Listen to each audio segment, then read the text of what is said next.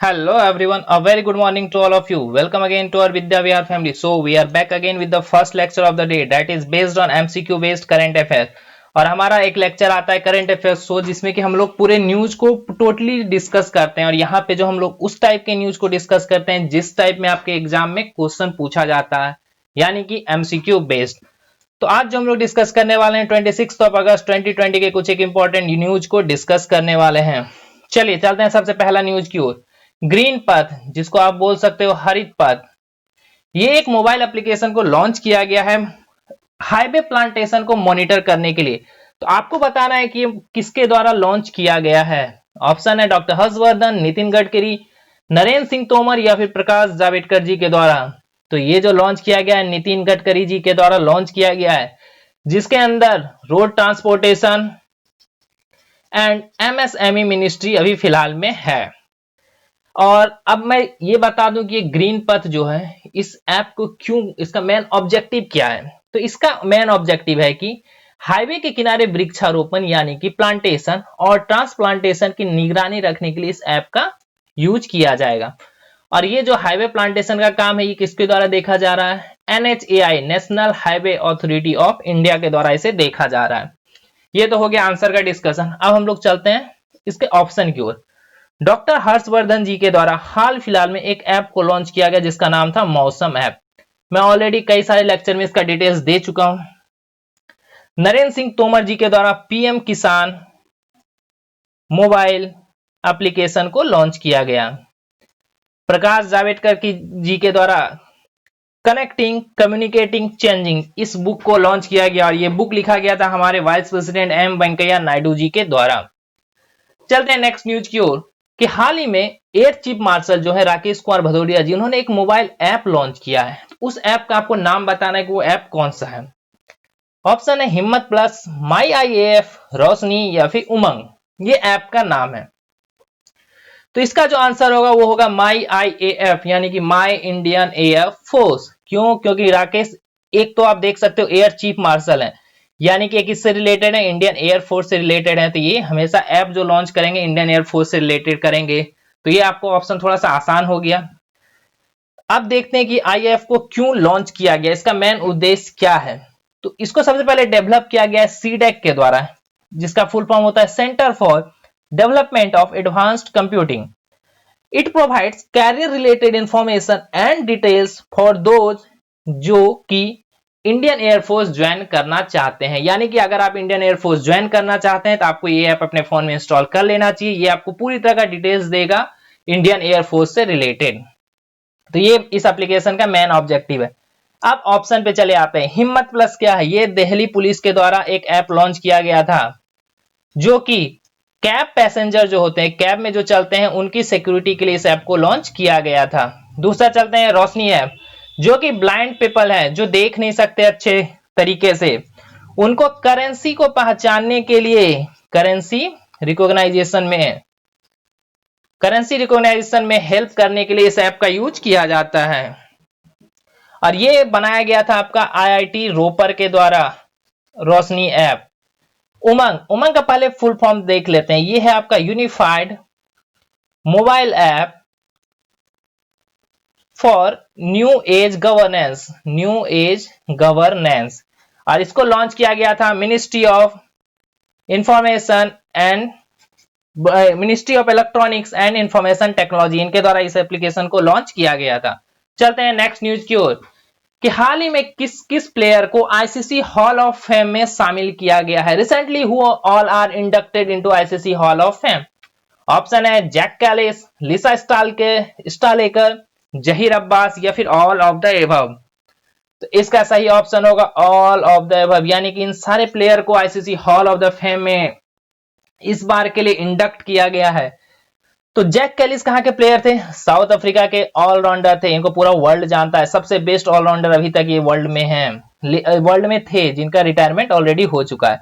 लिसा स्टॉलेकर ये farmer Australian captain थी women team की, farmer Australian captain women team की। जहीर अब्बास ये पाकिस्तानी प्लेयर हैं। इन सबको इस बार आईसीसी हॉल ऑफ फेम में जगह मिल गई है। चलिए थोड़ा सा देख लेते हैं कि आईसीसी हॉल ऑफ फेम इसको स्टार्ट किया गया था 2009 में आईसीसी के द्वारा। इंडिया के ऑलरेडी 6 क्रिकेटर इसमें अपनी जगह बना चुके हैं। और ये आईसीसी के बारे में थोड़ा सा जानते हैं। आईसीसी को 1909 में ही स्टेब्लिश किया गया था, जिसका हेडक्वार्टर है आपका दुबई में। इंडिया के 6 क्रिकेटर कौन कौन है उसका नाम थोड़ा सा देख लीजिए। बेदी साहब, बिशन सिंह बेदी, कपिल देव, सुनील गावस्कर, मैं सबका लास्ट नाम बस लिख रहा हूं, द्रविड़, अनिल कुंबले और सचिन तेंदुलकर। ये सब इंडिया के 6 क्रिकेटर हैं जो already ICC hall of fame में अपनी जगह बना चुके हैं। हाँ, इसका कुछ एक क्राइटेरिया होता है कि आपका रिटायरमेंट के 5 साल बाद ये प्राइज दिया जाएगा, आपको इस हॉल ऑफ फेम में इंडक्ट किया जाएगा। साथ ही साथ जो पिछले बार इंडक्ट किए गए उनके द्वारा आपको नॉमिनेट करना चाहिए, आप ऑलरेडी रिटायरमेंट ले लिए हो, ये सब इसका कुछ एक कंडीशन होता है।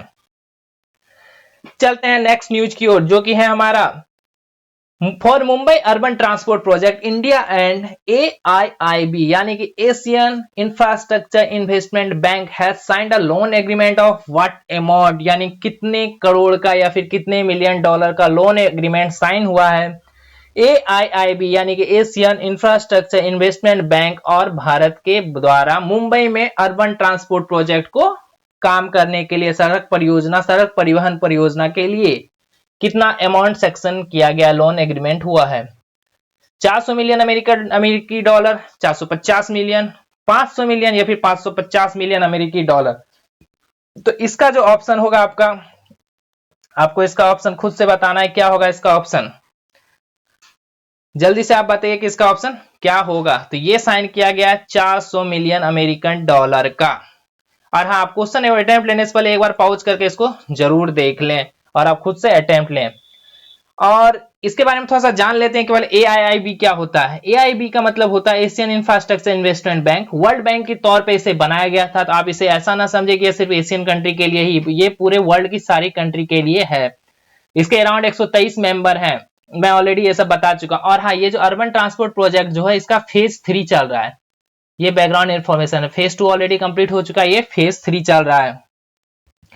और AIIB इसको जो काम कार्यान्वयन इसका स्टार्ट किया गया था 25 दिसंबर 2015 से इसका स्टार्ट हुआ है।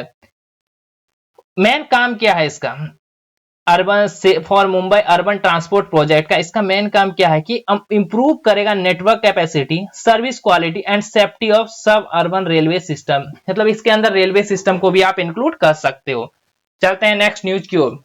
Who has launched the book gastric cancer? Gastric cancer नामक बुक किसके द्वारा लिखा गया है? ऑप्शन है डॉक्टर हर्षवर्धन, डॉक्टर जितेंद्र सिंह, अमित शाह या फिर प्रकाश जावड़ेकर। तो ये जो लिखा गया है डॉक्टर जितेंद्र सिंह जी के द्वारा लिखा गया है, सॉरी, ये लॉन्च किया गया है डॉक्टर जितेंद्र सिंह जी के द्वारा और इसको लिखा गया है अशोक के वैद, इनके द्वारा इस बुक को लिखा गया है और लॉन्च किया गया डॉक्टर जितेंद्र सिंह जी के द्वारा इसे लॉन्च किया गया है।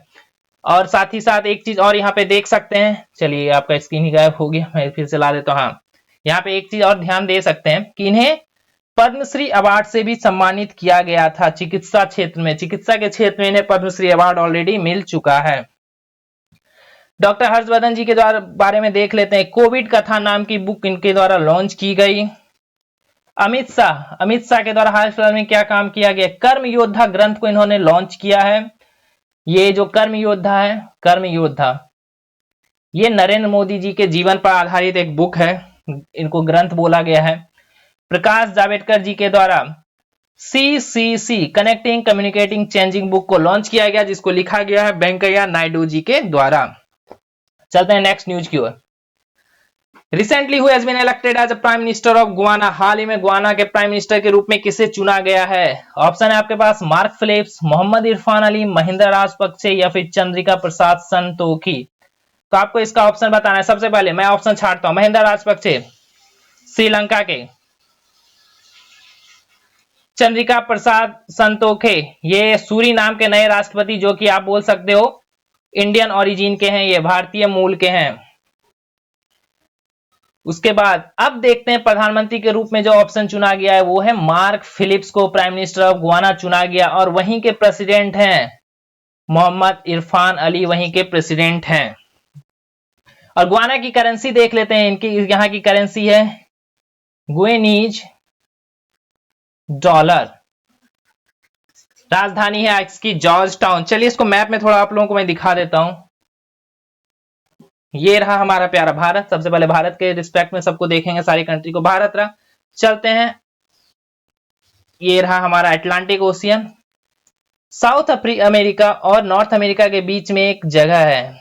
चलिए इसको जूम करके देखते हैं। ये है आपका ब्रिटिश वर्जिन आइलैंड, इसी का एक पार्ट है ब्रिटिश वर्जिन आइलैंड। यहां रहा, इसी के अंदर एक कंट्री है गुआना आइलैंड। चलिए खोजिए कहां पे गुआना आइलैंड है।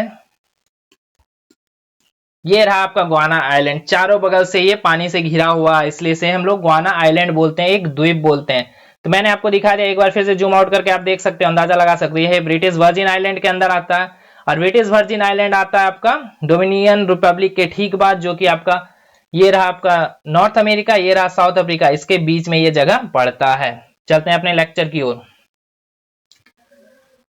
कौन से आईपीएस अधिकारी को गृह मंत्रालय में विशेष सचिव जो कि आंतरिक सुरक्षा के रूप में नियुक्त किया गया है? Which IPS officer has been recently appointed as special secretary internal security in the home ministry? तो ये जो किया गया है वीएस के कौमुदी जी को किया गया है। ये फिर आंध्र प्रदेश के हैं, ये 1986 बैच के ये एक आईपीएस ऑफिसर हैं। तो चलिए थोड़ा सा ऑप्शन को देख लेते हैं, क्योंकि ऑप्शन इसका काफी इंपॉर्टेंट है। एम दीपिका जी हैं, ये खुद एक आईपीएस ऑफिसर है।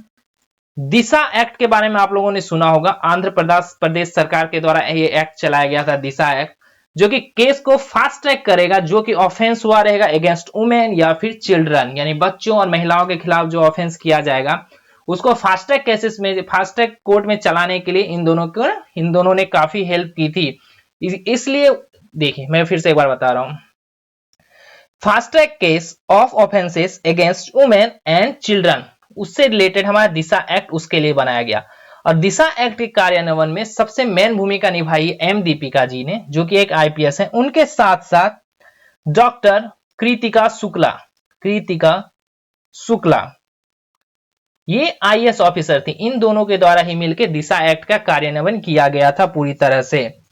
दूसरा ऑप्शन देखते हैं, श्रीरेखा जी, ये केरल की पहली महिला डीजीपी, साथ ही साथ ये पहली महिला आईपीएस भी थी ये केरल की, ये आपके लिए इंपॉर्टेंट हो सकता है।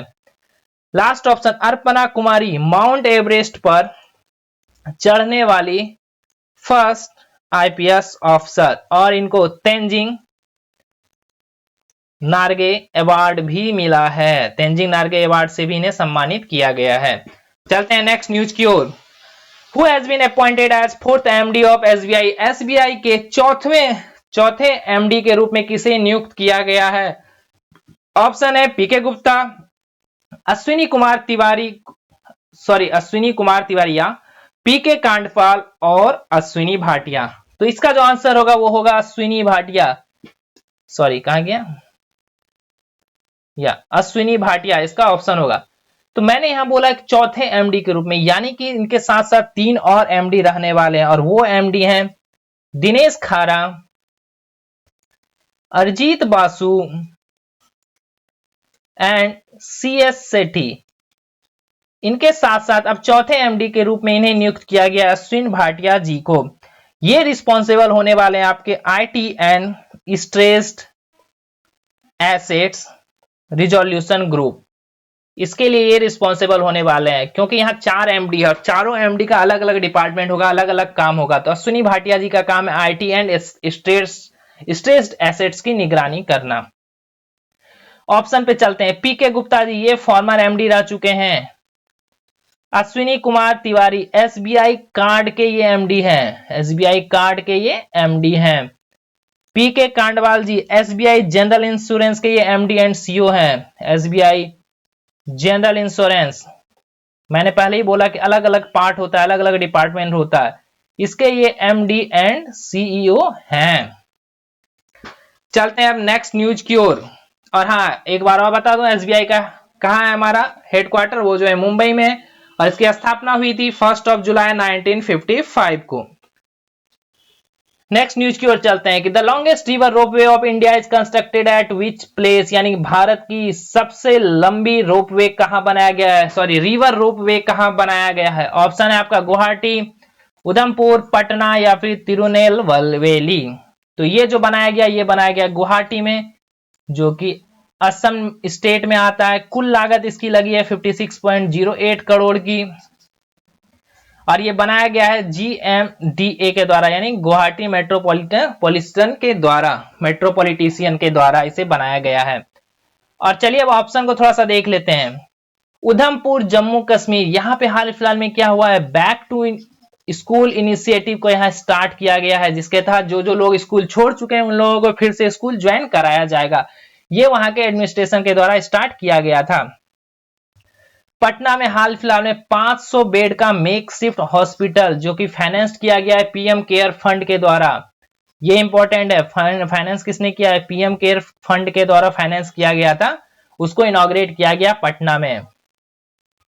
और ये तिरुनेलवेली, इसको मैंने सुबह सुबह डिस्कस किया था कि फर्स्ट यूनिट जो है आपका कुदंकुलम एटॉमिक पावर प्लांट का पावर प्रोडक्शन स्टार्ट हो गया, और वो जो है आपका पावर प्लांट वो है तिरुनेलवेली में।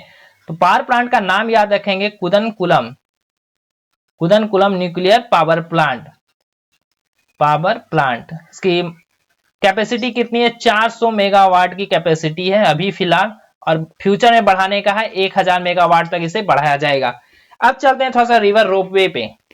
रिवर रोपवे को इसकी पूरी जो लंबाई है वो है 1.82 किलोमीटर है, और ये पास करेगा मिड रिवर पीकॉक आइलैंड, ये एक आइलैंड है उसको ये क्रॉस करेगा।